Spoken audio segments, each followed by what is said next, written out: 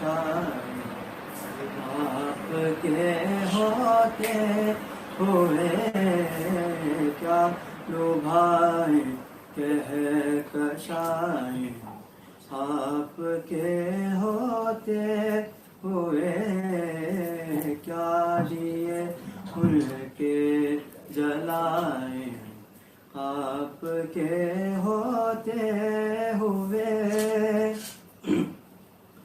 آپ ہیں سورج توے کا حسن جگنوں کی چمک آپ ہیں سورج توے کا حسن جگنوں کی چمک کیا دو عالم دکھائیں کیا دو عالم منہ دکھائیں آپ کے ہوتے ہوئے کیا دو عالم منہ دکھائیں آپ کے ہوتے ہوئے کیا لبھائیں کہکشائیں آپ کے ہوتے ہوئے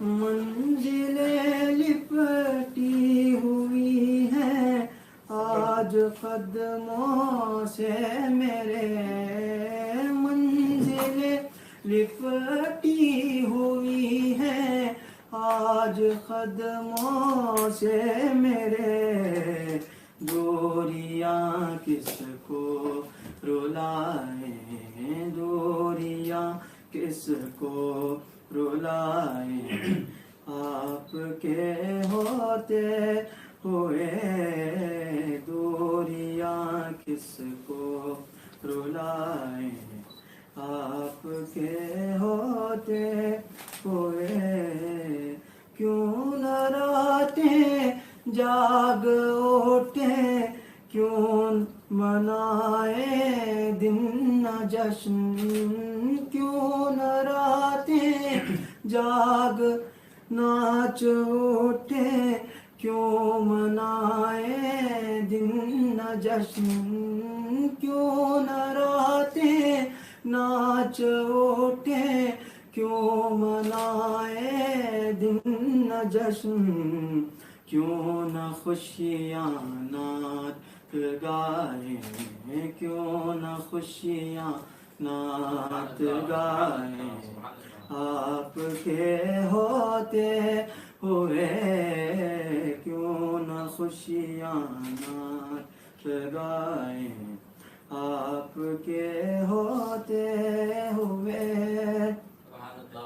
رب سلم کی صدائیں پار اتاریں گی ہمیں رب سلم کی صدائیں پار اتاریں گی ہمیں پل پہ ہم کیوں ڈگمگائیں پل پہ ہم کیوں ڈگمگائیں آپ کے ہوتے ہوئے پل پہ ہم کیوں ڈگمگائیں آپ کے ہوتے ہوئے میں مریض عشق ہوں سرکار کا میرا بلا میں مریض عشق ہوں سرکار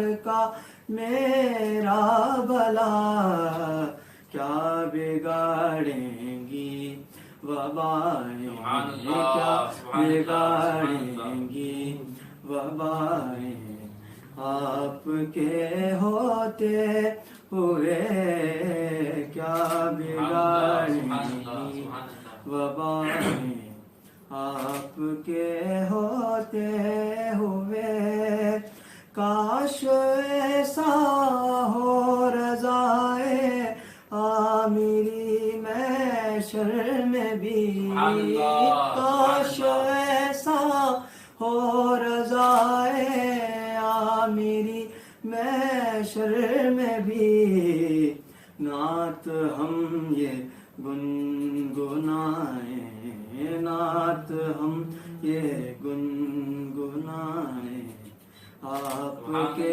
ہوتے ہوئے نعت ہم یہ گنگنائیں، آپ کے ہوتے ہوئے کیا لبائیں کہکشائیں، آپ کے ہوتے ہوئے۔ واہ واہ واہ، سبحان اللہ۔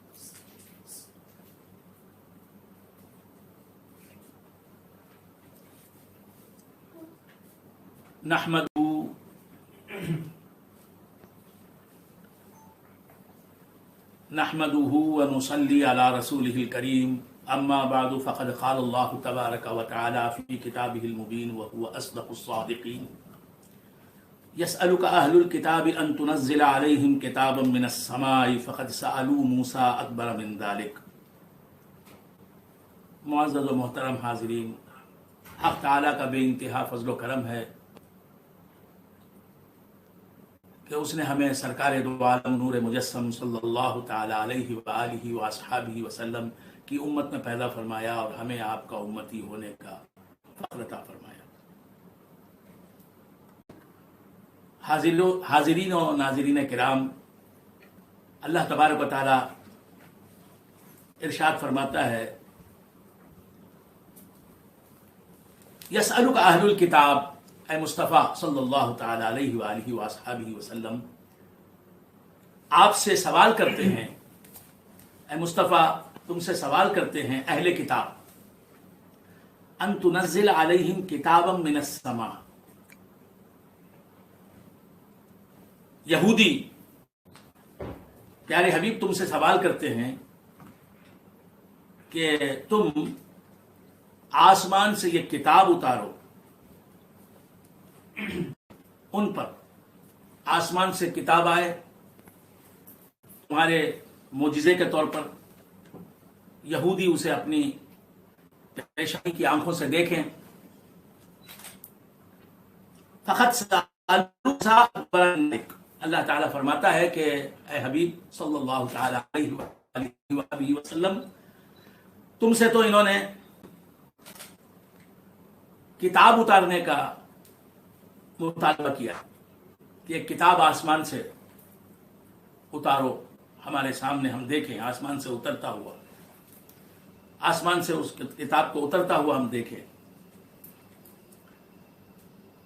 فقط سالو موسیٰ اکبر من ذلک، موسیٰ سے تو یہودیوں نے اس سے بڑا سوال کیا، اس سے بڑا مطالبہ کیا۔ کیا مطالبہ کیا؟ فقالوا ارنا اللہ جہرتاً، یہودیوں نے موسیٰ علیہ السلام سے کہا کہ اے موسیٰ علیہ السلام، دکھائیے ہم کو، دکھاؤ ہمیں اللہ جہرتاً، اللہ تعالیٰ کو کھلم کھلا دکھاؤ، علانیہ دکھاؤ۔ فأخذتهم الصاعقہ، تو انہیں یہ کڑک نے پکڑ لیا، جو اللہ کو دیکھنا چاہتے تھے۔ اللہ تبارک و تعالیٰ نے ایک کڑک کو بھیجا، اس کڑک نے انہیں آ لیا، کڑک نے انہیں دبوچ لیا، ہلاک کر ڈالا۔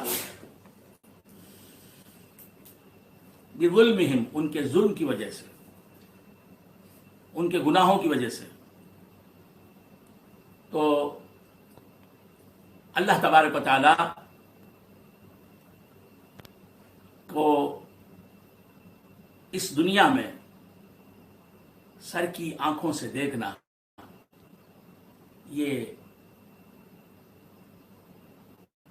انسانوں کے حصے کی چیز نہیں. کوئی انسان دنیاوی زندگی میں اللہ تبارک و تعالیٰ کو اپنے ماتھے کی آنکھوں سے دیکھ نہیں سکتا.